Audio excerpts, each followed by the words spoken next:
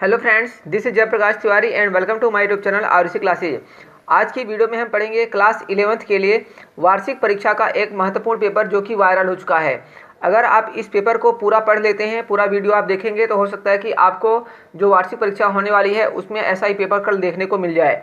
तो सभी प्रश्नों का मैं आपको उत्तर बताता हुआ चलूँगा, इसलिए आप वीडियो के अंत तक जरूर बने रहें। पहला प्रश्न जो कि रहेगा वस्तुनिष्ठ प्रश्न है, रिक्त स्थानों की पूर्ति दिए गए विकल्पों के आधार पर कीजिए। डैश उपन्यास सम्राट के नाम से विख्यात है, तो आंसर रहेगा प्रेमचंद। श्री राम के बाल रूप का वर्णन डैश ने किया है, तुलसीदास ने किया है। आचार्य रामचंद्र शुक्ल के अनुसार हिंदी साहित्य के इतिहास को 4 भागों में बांटा गया है। फिर काव्य की शोभा बढ़ाने वाले तत्वों को अलंकार कहते हैं। और जो नेक्स्ट प्रश्न है, भक्तिकालीन साहित्य में डैश की आराधना की गई है, तो ईश्वर की गई है, राजा की जो है रीतकाल में की गई है। नेक्स्ट जो रहेगा, नीचे दिए गए वाक्यों के लिए सही विकल्प चुनिए। उलाहना कविता में रमलू भगत प्रतीक है, रमलू भगत किसका प्रतीक है, तो निम्न वर्ग का प्रतीक है। नेक्स्ट प्रश्न रहेगा, भारतेंदु युग का नामकरण किस साहित्यकार के नाम पर किया गया है। जो भारतेंदु युग का नामकरण किसके नाम पर किया गया है, तो इसका आंसर अ रहेगा हरिश्चंद्र।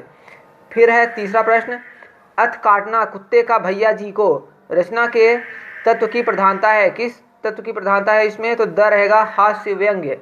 नेक्स्ट जो फोर्थ क्वेश्चन रहेगा, काव्य में प्रत्ययांत का अर्थ होता है, कविता में प्रत्ययांत का क्या अर्थ होता है, तो फोर्थ का आंसर रहेगा अ, प्रत्यय से अंत होने वाला, उसको बोलते हैं प्रत्ययांत।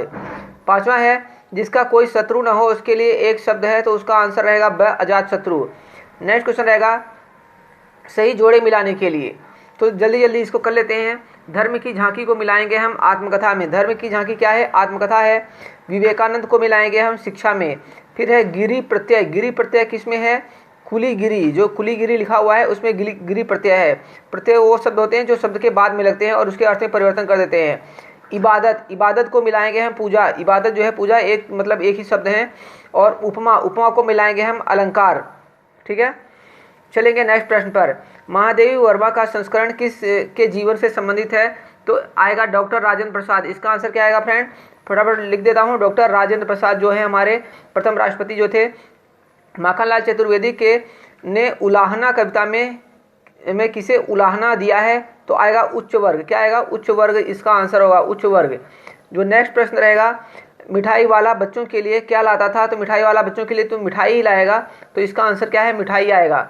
नेक्स्ट प्रश्न है, बिहारी ने अपनी रचना किस छंद में की है, तो आएगा इसका आंसर दोहा।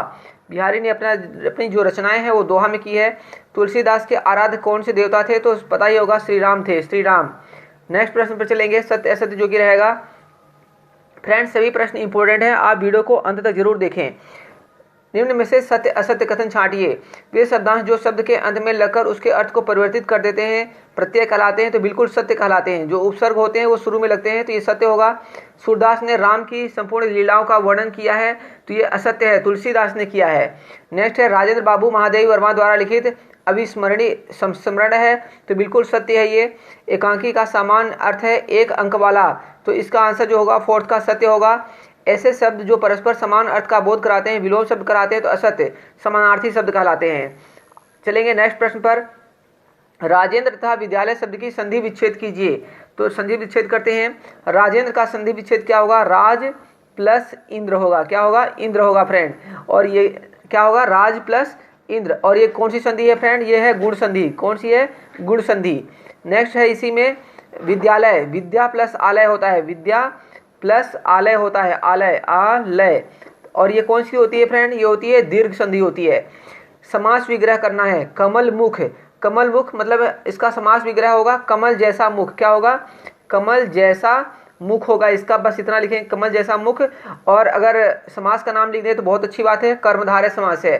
फिर है माता पिता, तो इसमें बीच में और लग जाएगा, क्या लग जाएगा फ्रेंड, और लग जाएगा। और आपको पता है जहां पर और लग जाता है वहां पर होता है द्वंद्व समास होता है। कौन सा समास होता है, द्वंद्व समास। नेक्स्ट जो 7वां प्रश्न रहेगा, प्रश्न है कि ता तथा पन प्रत्यय लगाकर एक एक शब्द बनाइए।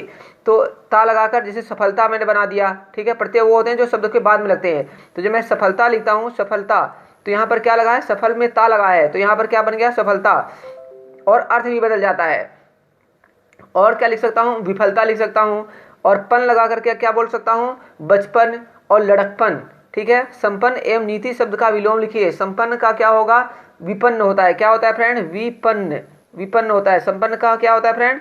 विपन्न होता है। नेक्स्ट रहेगा इसी में जो आगे पूछा है नीति का, तो आपको पता होगा अनीति होता है। छोटी नी, बड़ी नी और छोटी ती आएगी इसमें, ध्यान रखना। नेक्स्ट है आनंद एवं ईश्वर शब्द के पर्यायवाची लिखिए। मतलब आनंद का पर्यायवाची शब्द क्या होगा? तो आनंद का पर्यायवाची प्रसन्न होता है, हर्ष होता है, प्रमोद होता है। ईश्वर का पर्यायवाची क्या होगा? भगवान, ईश, परमेश्वर, ये सब होते हैं। फिर है प्रति एवं परा उपसर्ग लगाकर एक एक शब्द बनाइए। तो प्रति लगाकर जैसे बनता है फ्रेंड प्रतिकूल, क्या बना? प्रतिकूल, इसका जो है आंसर होगा। इसके अलावा और प्रतिनिधि भी होता है, आपने सुना होगा प्रतिनिधि, जिसको हम बोलते हैं प्रतिनिधि, एक ही हो जाएगा। फिर और जो नेक्स्ट प्रश्न है इसी में परा, परा से क्या बनेगा? परा से पराजय, क्या? पराजय एक शब्द बनता है। और दूसरा एक पराक्रम भी बनता है, पराक्रम बनता है, ठीक है। तो इस तरीके के जो है शब्द बनते हैं। नेक्स्ट जो 8वां प्रश्न है इसी में, निम्नलिखित का भाव पल्लवन कीजिए। भाव पल्लवन करना है। क्या पूछा है इसमें कि रुपया तुमने नहीं खाया, रुपया तुम्हें खा गया। तो भाव पल्लवन रुपया, इसका कैसे लिखते हैं? इस पंक्ति के माध्यम से इस कहावत को चरितार्थ किया गया है कि बाप बड़ा न भैया, सबसे बड़ा रुपया। आज मनुष्य का जीवन केंद्रवत हो गया है, उसके जीवन का प्रमुख लक्ष्य धन कमाना बन गया है। मनुष्य धन कमाने की मशीन जैसा हो गया है। जीवन का वास्तविक आनंद विलुप्त सा हो गया है। जीवन में सुख दुख, परोपकार, न्याय नीति, वात्सल्य, प्रेम, वीरता एवं देशभक्ति के भाव के लिए कोई स्थान नहीं रह गया है, ठीक है। फिर है मुहावरे। आकाश के तारे तोड़ना। आकाश के तारे तोड़ना का क्या अर्थ होता है? अर्थ इसका क्या होगा? असंभव कार्य करना। और कैसे हम लिख सकते हैं कि प्रावीण्य सूची में स्थान प्राप्त करना आकाश के तारे तोड़ने जैसा है। फिर है जैसे दूसरा इसी में है कमर कसना। कमर कसना का हम क्या लिख सकते हैं? दृढ़ निश्चय करना। भारत ने पाकिस्तान को मैच में हराने के लिए कमर कस ली है। फ्रेंड्स, जो आगे के प्रश्न हैं इसके मैं अभी थोड़ी देर में जस्ट दूसरा वीडियो बना के अपलोड कर दूंगा। आपसे कहना चाहूँगा कि आप उस वीडियो को जरूर देखें। इस वीडियो में बस इतना ही। Thank you for watching this video.